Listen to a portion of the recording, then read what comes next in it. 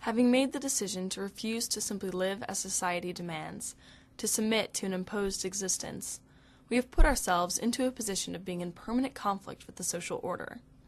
This conflict will manifest in many different situations, evoking the intense passions of the strong-willed.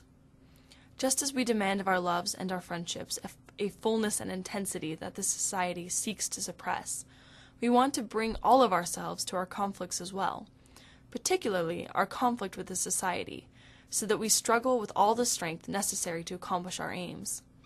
It is in this light, as anarchists, that we would best understand the place of hatred.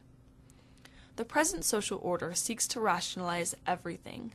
It finds passion dangerous and destructive, since such intensity of feeling is, after all, opposed to the cold logic of power and profit.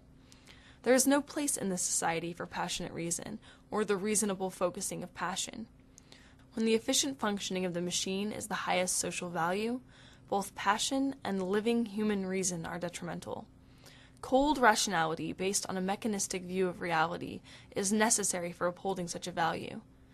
In this light, the campaigns against hate promoted not only by every progressive and reformist, but also by the institutions of power which are the basis of social inequalities, that incorporate bigotry into the very structure of the society, make sense on several levels. And when I refer to equality and inequality in this article, I am not referring to, quote, equality of rights, which is a legal abstraction, but to the concrete differences in access to that which is necessary in order to determine the conditions of one's life. By focusing the attempts to battle bigotry onto the passions of individuals, the structures of domination blind many well-meaning people to the bigotry that has been built into the institution of this society, that is a necessary aspect of its method of exploitation. Thus, the method for fighting bigotry takes a twofold path, trying to change the hearts of racist, sexist, and homophobic individuals, and promoting legislation against an undesirable passion.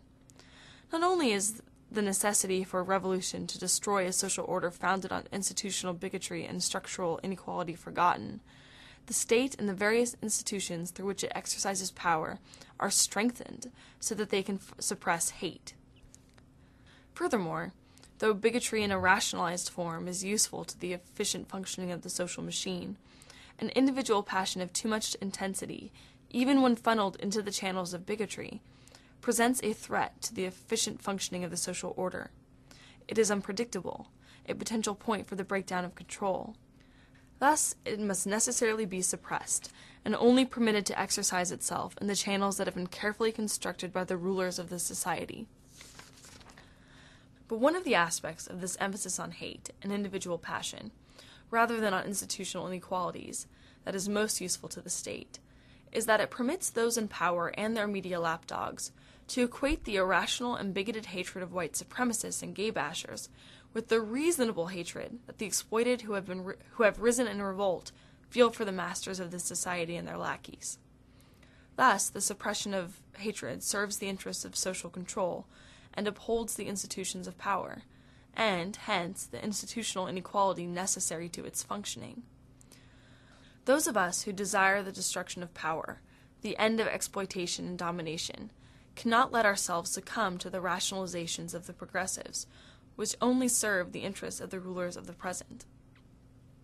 Having chosen to refuse our exploitation and domination, to take our lives as our own and struggle against the miserable reality that has been imposed on us, we inevitably confront an array of individuals, institutions, and structures that stand in our way, actively opposing us: the state, capital, the rulers of this order, and their loyal guard dogs, the various systems and institutions of control and exploitation.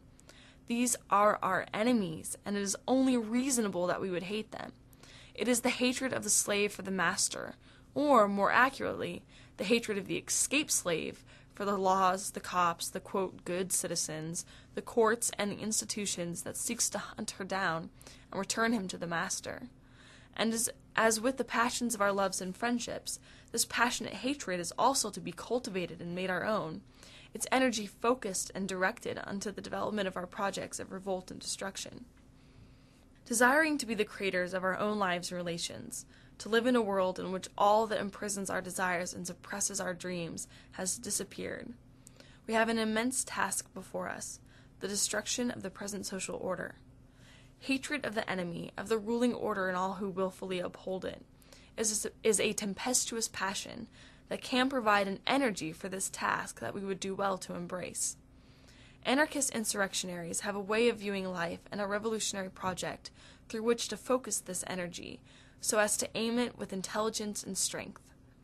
The logic of submission demands the suppression of all passions and their channeling into sentimentalized consumerism or rationalized ideologies of bigotry. The intelligence of revolt embraces all passions, finding in them not only the mighty weapons for the battle against this order, but also the wonder and joy of a life lived to the full.